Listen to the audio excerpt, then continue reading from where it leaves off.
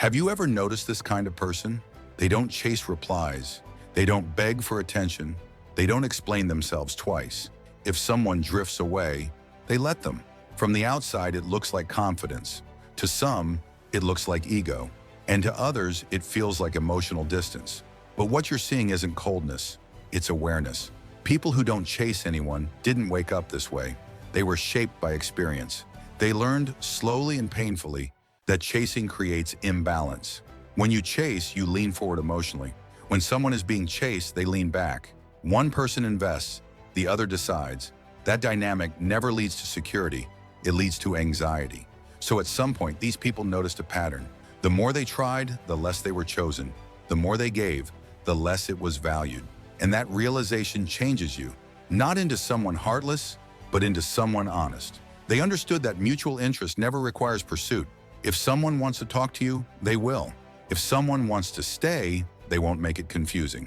So when someone pulls away now, they don't panic. They don't overthink. They don't chase to restore comfort.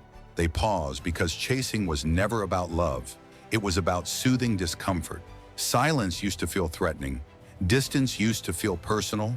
Uncertainty used to feel unbearable. But these people learned emotional self-regulation.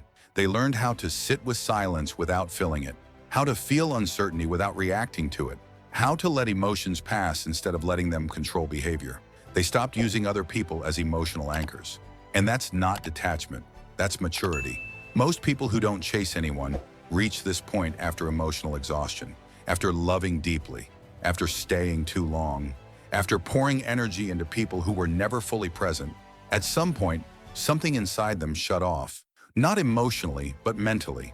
The illusion broke, the illusion that effort guarantees love, that patience fixes emotional unavailability, that sacrificing yourself earns commitment.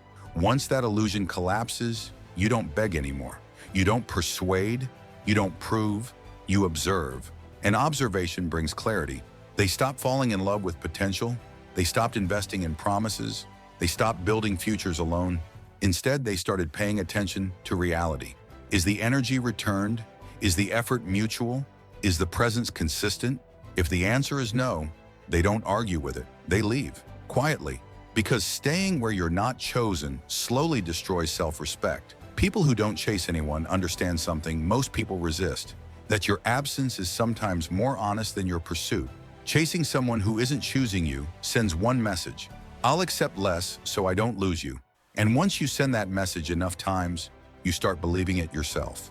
So they stopped, not to punish others, not to seem strong, but to protect their dignity.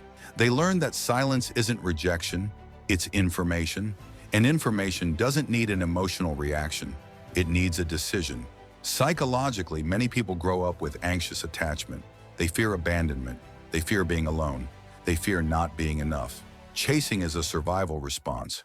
But people who don't chase anyone have either healed that pattern or are healing it. They move differently now. They communicate clearly. They show interest without overextending. They give without losing themselves. And when boundaries are crossed, they don't threaten or plead. They withdraw. Not dramatically, not angrily, calmly, because they understand something deeply. Desire can't be forced. You can't logic someone into wanting you. You can't sacrifice yourself into being valued. You can't love someone hard enough to make them choose you. Desire is voluntary. It either exists or it doesn't. And if it doesn't, chasing only delays the truth. So they choose peace. Peace over attachment. Peace over anxiety. Peace over emotional chaos. Sometimes that means being alone, and they're okay with that, because loneliness hurts less than losing yourself. Here's the paradox. Once someone stops chasing, they often become more attractive. Not because they're playing games, not because they're withholding, but because they're whole.